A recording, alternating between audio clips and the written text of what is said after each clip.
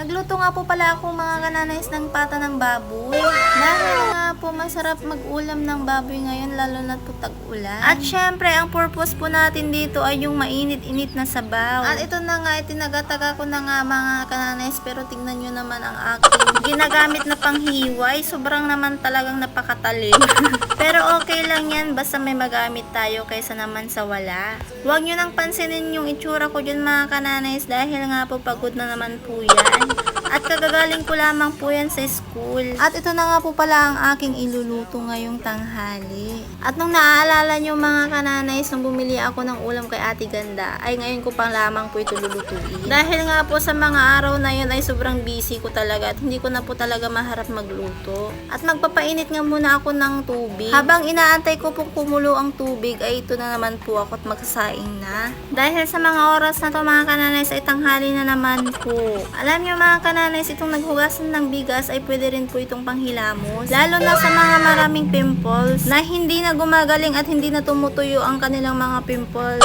Dati nga nagkaka-pimples ako mga kananays, lalo na malapit na po yung period. At nung sinubukan ko nga po pala yung paghugas ng bigas na ihilamos mga kananays, ay natuyo naman at kuminis pang aking mukha. At hanggang ngayon mga kananays ay hindi na ako tinutubuan ng pimples. Kaya subukan nyo na rin mga kananays. At wala naman po mawawala sa inyo kung susubukan nyo po yun. At kung sinubukan nyo naman po mga kananays at effective naman po sa inyo, balikan nyo lamang po ang aking video at mag-comment na effective po talaga. O diba mga kananays, may natutunan naman po kayo sa akin kahit papaano at makatulong rin po sa inyo. At ito na nga ako ay nag-i-slice na ako ng repolyo. Dahil nga po maglalaga po tayo ng baboy. Napakasarap naman po talaga ang baboy mga kananays, wag lang po sobrahan. At pag naglalaga nga po pala ako ng baboy mga kananays ay nilalagyan ko siya ng saging para mas masarap po yung sabaw at manamis-namis. At ito na nga mga kananays, babalikan ko na nga po ang aking niluluto. Titignan ko nga po pala kung malambot na. At nung malambot na nga po pala mga kananays ay nilagay ko na rin ang saging. Yung ganitong luto mga kananays ay gustong gusto ng aking mga anak, lalo na yung saging talaga pinipili po nila. At nung medyo maluto-luto na nga po yung saging ay nilagay ko na nga rin po itong repolyo. At nung nilagay ko nga po pala itong repolyo mga kananays ay maghihintay na lamang po ako ng 30 seconds. Dahil nga po napakabilis lang naman po maluto itong repolyo. At ayaw ko naman po yung repolyo na overcook. At nagdagdag na nga rin po ako ng green na sili dyan para mas mabango at para mas masarap. At eto na naman ako, habang nag-i-edit ng mga video na to ay talagang nagugutom na naman ako. Lagi ko na lang ginugutom ang aking sarili sa tuwing nag-i-edit ako ng video. At eto na nga ay luto na ang aming ulam. Kaya magsasandok na po ako at kakain na kami. At kumuha na rin po kayo ng inyong kakainin at saban nyo po kaming kumain. Bago nga po pala ulit matapos ang aking video, huwag nyo pong kakalimutan mag-subscribe sa aking YouTube channel.